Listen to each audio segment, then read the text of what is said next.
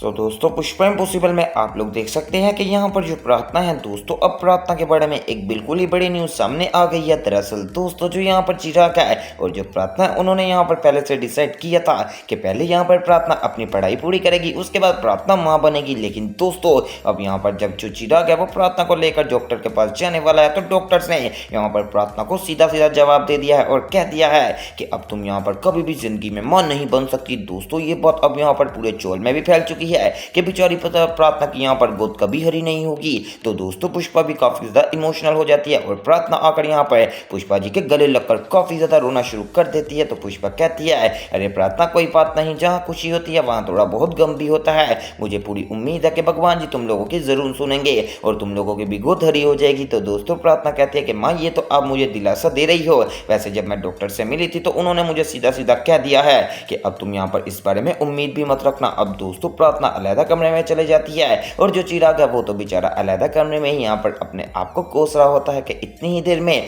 Pushpa impossible आ जाने वाली है। और आकर चिराग को कहती है कि अरे चिराग तो इतना ज्यादा मत सोच, तुझे पता है ना कि जब भगवान जी करिश्मे करते हैं तो कुछ भी हो सकता है, इसलिए तुमने यहाँ पर किसी भी बात में यहाँ पर सीरियस नहीं होना और मुझे पूरी उम्मीद है कि तुम लोग भी जल्दी यहाँ पर माता पिता बन जाओगे। अब दूसरी तरफ दोस्तों यहाँ पर जो बखूदरा है उनके साथ प्रार्थना बैठी होती है, तो प्रार्थना कहती है कि पापा मैं इस डिग्री लेने के चक्कर में मैंने सोचा था कि स्कूल से डिग्री लूंगी, उसके बाद मैं यहाँ पर माँ बनूंगी, लेकिन मेरा ये सपना तो सपना ही रह गया। बस ये मेरे नंबर तो मुझे मिल गए डिग्री में, लेकिन अब मेरी गोद कभी हरी नहीं होगी, ये मुझे दुख सारी जिंदगी नहीं भूलेगा।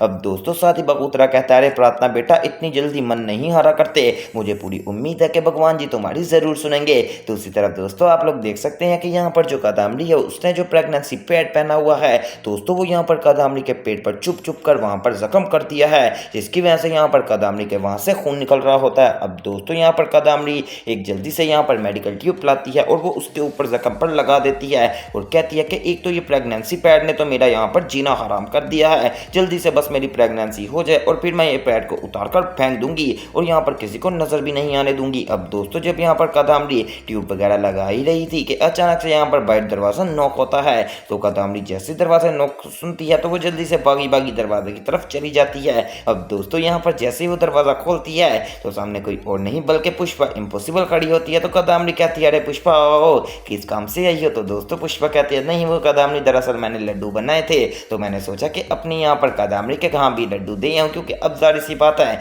कि तुझे केयर की काफ़ी ज़्यादा ज़रूरत है। और हाँ कादामड़ी, एक और रही बात कि अब 9वां महीना चल रहा है, अब तूने कभी सीढ़ियाँ नहीं चढ़नी, कोई भी ऐसी वैसी हरकत ना करना जिसकी वजह से बच्चे को कोई मुश्किलात पेश हो। तो दोस्तों कादामड़ी कहती है, अरे पुष्पा मुझे पता है मैं भी बहुत ही ज़्यादा समझदार हूँ, कम अज़ कम किसी की तरह बेवकूफ़ नहीं हूँ, मेरी अब यहाँ पर जो जुगल जी की अमानत है वो मेरे ही हवाले है और मुझे अच्छे से यहाँ पर अब डील करना पड़ेगा। दोस्तों कादामड़ी बातें तो कर देती है, लेकिन आपको पता है कि कभी भी उसने बातों को पूरा नहीं किया। अब दोस्तों जब पुष्पा जाने लगती है तो उसको कादामड़ी की साड़ी के ऊपर खून का निशान नजर आता है। तो पुष्पा कहती है, अरे कादामड़ी ये क्या, ये तेरे पेट के ऊपर यहाँ पर साड़ी पे खून का निशान कैसा? तो दोस्तों कादामड़ी देखती है कि उसके दरवाजे पर कील लगी हुई है, तो वो अपना यहाँ पर उंगली जानबूझकर कील से ऐसे छिलवा लेने वाली है और कहती है कि ये देखो पुष्पा यहाँ से खून निकल रहा है, लगता पेट पर लग गया होगा, कोई ऐसी वैसी बात नहीं। तो दोस्तों पुष्पा कहती है कि ऐसी वैसी बात तो नहीं है, लेकिन ये तो काम खराब है ना कि तेरा खून ज़ाया हो रहा है, तुझे पता है ना तेरी बेबी भी यहाँ पर तेरे पास ही है और उसकी कंडीशन भी वीक हो जाएगी, इसलिए तुझे अब यहाँ पर अपना काफ़ी ज़्यादा ख्याल रखना चाहिए। अब दोस्तों ये बात कह के यहाँ से पुष्पा चले जाने वाली है और कहती है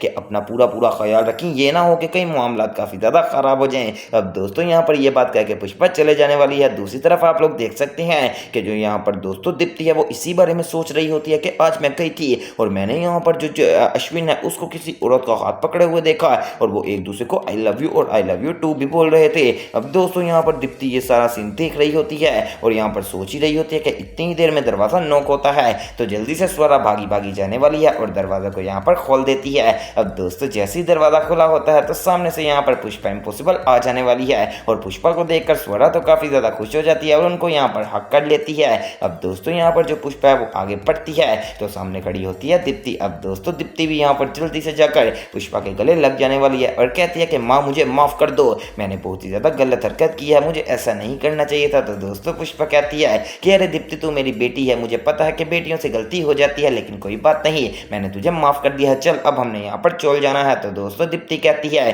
कि माँ मेरी आपसे नाराजगी तो खत्म हो गई है, लेकिन मेरे से अश्विन की यहाँ पर नाराजगी कभी खत्म नहीं होगी, आज मैंने फिर उसे उसी लड़की के साथ देखा था और वो एक दूसरे को आई लव यू और आई लव यू टू बोल रहे थे। आप मुझे एक बात बताओ माँ, अगर आपके सामने यहाँ पर कोई ऐसा कर रहा हो तो क्या आपका उसे मिलने को दिल करेगा? तो दोस्तों पुष्पा कहती है नहीं, बिल्कुल भी नहीं करेगा, लेकिन फिर भी दीप्ति चल मैं तेरी बैठ कर सारे मामला को सॉल्व करवा देती हूँ। तो दोस्तों दीप्ति कहती है नहीं माँ, मुझे किसी भी मसले को सॉल्व नहीं करना, जो भी मेरी यहाँ पर किस्मत में होगा वो हो जाएगा। लेकिन मैं एक बात बता दूं, अश्विन को ऐसा नहीं करना चाहिए था, वो बहुत ही ज्यादा बेगैरत इंसान निकला।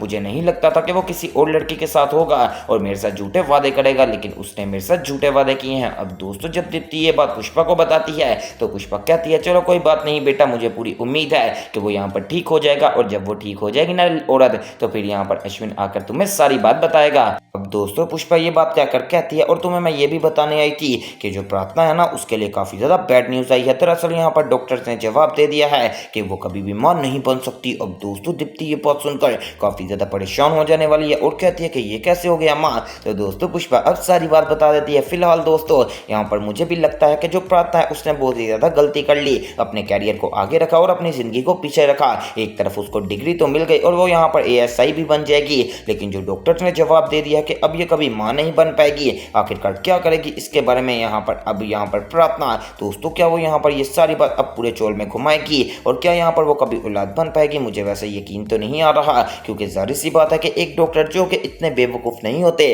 कुछ ना कुछ सोच समझ कर ही वो ऐसे बताते हैं। तो उन्होंने अगर बताया है तो हो ना कोई मसला तो बना ही होगा। अब दोस्तों फिलहाल यहाँ पर अब जो यहाँ पर प्रार्थना है वो इस बारे में सोच रही होती है, तो साथ ही उसको याद आता है कि मैंने ASI की जॉब के लिए भी जाना था, तो मुझे अभी अपने सर के पास पहुंचना ही पड़ेगा। अब दोस्तों यहाँ पर जो प्रार्थना है वो अपने बॉस के पास पहुंच जाने वाली है और जाकर उनसे बात वगैरह करती है। तो उनके बॉस कहते हैं ठीक है मैंने आपकी फाइल जमा करवा दी है, कल तक आपको मैसेज आ जाएगा और आपकी अब ड्यूटी यहाँ पर जो है वो लगा दी जाएगी। मुझे पूरी उम्मीद है कि आप ASI बन जाएंगी। अब दोस्तों यहाँ पर प्रार्थना काफ़ी ज़्यादा खुश भी होती है, लेकिन एक तरफ खुशी होती है और दूसरी तरफ यहाँ पर औलाद का गम। और ये बात तो आप लोगों ने सुनी ही होगी कि जितना कोई मर्जा दुख हो ये बड़ा दुख हो, लेकिन यहाँ पर जो औलाद का दुख है ना उससे बड़ा दुख कोई भी नहीं हो सकता। बिल्कुल इसी तरह अब प्रार्थना बहुत ही ज़्यादा मुश्किलात यहाँ पर फेस कर रही है। आपको क्या लगता है कि प्रार्थना जब ASI बन जाएगी तो क्या उसकी औलाद हो पाएगी या फिर नहीं? मुझे कमेंट्स में लाजमी बताना। फिलहाल अगर मैं अपनी राय बताता चलूँ तो मुझे फिलहाल अभी के लिए नहीं लगता कि कुछ ऐसा सीन होने वाला है, क्योंकि जाहिर सी बात है कि बेचारी यहाँ पर प्रार्थना है उनको डॉक्टर ने सीधा जवाब दे दिया है। लेकिन दोस्तों एक तरफ ये भी तो बात है ना कि जो भगवान चाहे वही हो सकता है, और अगर भगवान चाहे कि इनके घर में औलाद हो तो दोस्तों क्या नहीं हो सकता। वेल अब आने वाले एपिसोड्स देखना मिस मत कीजिएगा और इस तरह की मजीद अपडेट सबसे पहले देखने के लिए मेरे चैनल स्पाइसी एंटरटेनमेंट को सब्सक्राइब करें और वीडियो को ज़्यादा से ज़्यादा शेयर करें। तो दोस्तों मिलते हैं एक न्यू वीडियो में न्यू अपडेट के साथ।